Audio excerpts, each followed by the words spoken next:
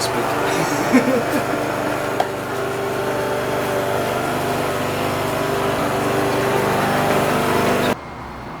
Hi everyone, I'm Ryan. This week I'm going to try and address my tank. So following feedback, I've had some thoughts.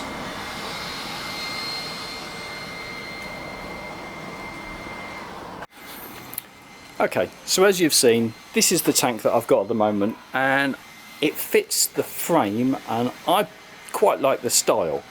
But as several of you pointed out, it's quite a wide tank. And is that really what I want on a Scrambler? And the more I think about it, the more I think you're right. I am trying to keep the weight down. I am trying to create something which, you know, I can use in simple, lightweight off-road terms. So I think a road trip is in order. I need to get something that's a bit smaller, a bit narrower, and I think I have a solution. So I'm off on a road trip, and I'll take you guys with me and we'll see what we do. Okay, so I'm here, I'm at Pete's Rusty Rex. And there's the tank that I brought down. That is the one that I've had on the bike, and that's the one which is quite bulbous, possibly a bit large for a Scrambler style. And I'm going to exchange it for this. And if you just put them side by side, you can see it's much thinner in its profile. It should fit on the frame perfectly. It's got the same mountings, but that, I think, is a far more appropriate style to what I'm trying to build.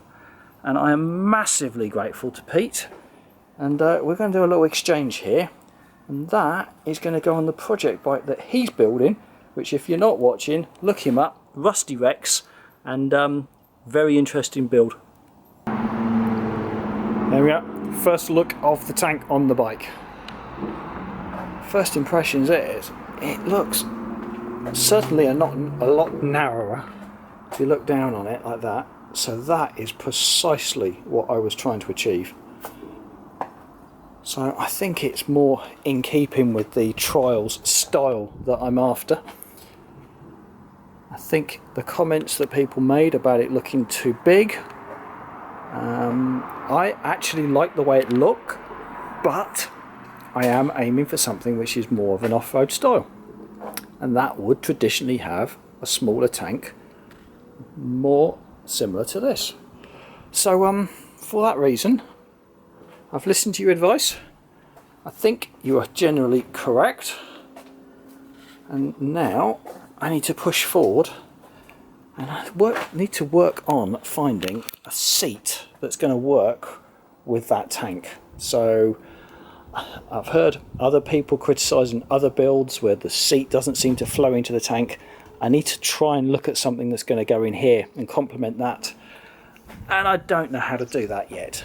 But I'm going to start looking around, looking at Google Images, do some shopping online, see if I can find something which I think, once I've got the seat, that will then lead me towards whatever hoop or support I need on the back to hold the seat. So it's the following day. I've just come out, a little bit of time to play. I'm just looking carefully at the clearance on the front. Now that tank is largely where it needs to sit, so it's on like its original fixings at the back, and it's sat on the original pegs at the front, although there's no rubbers, so it's going to be slightly higher than this when it's actually in its correct position. But what I'm finding is that I'm getting interference here. So actually that's the bracket I was thinking of using for the lights. It's just catching on this, but actually it's waste metal. So I'm just going to trim that waste metal off the brackets and see how much extra clearance that gives me, and try it again. So yeah, let me work on that, and little by little I think we can get this to fit. Okay, so I've been playing with this and I've removed the excess off the back of these, but that's not really my problem. I think I need to just get hold of a set of rubbers for the mounting the tank, give it a try, because when I put it where I think the tank should sit, there just is not enough clearance on the front here, and the forks on full lock will hit the tank.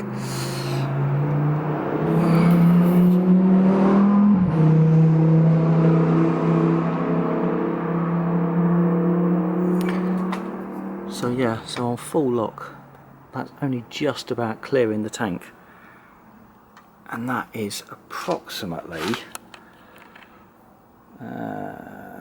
about that much. So it's about an inch further back from where it would normally be positioned. So, but it's also lower because it hasn't got the rubbers on it. So I think I need to get a set of rubbers, try mounting it on its original position and see if that gives me a problem. Now, one obvious solution would be to reduce the steering lock by putting some weld on there or a bolt or something to reduce the steering lock, but I don't really want to do that.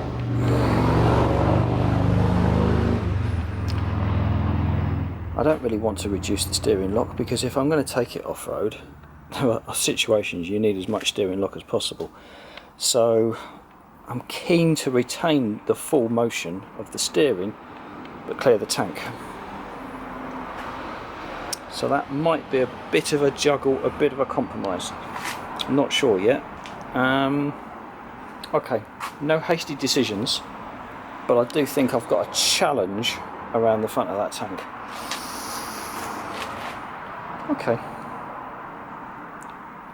Okay, I need to take this one step at a time. The tank must be sorted first. That then gives me my position for the seat.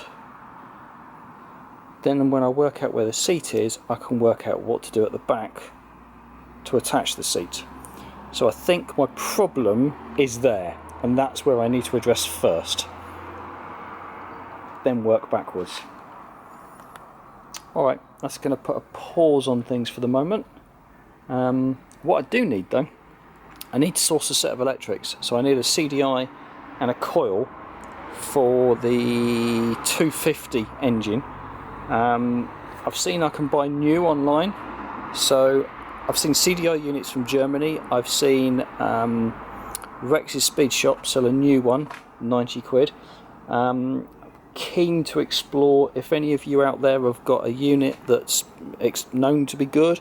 If you're willing to sell that to me, I'd be interested. So yeah, please let me know if you've got CDI and coil for an unwanted bike that you'd be willing to sell.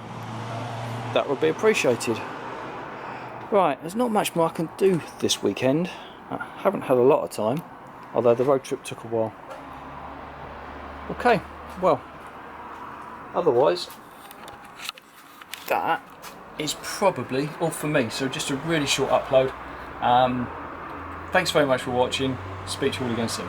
Bye for now.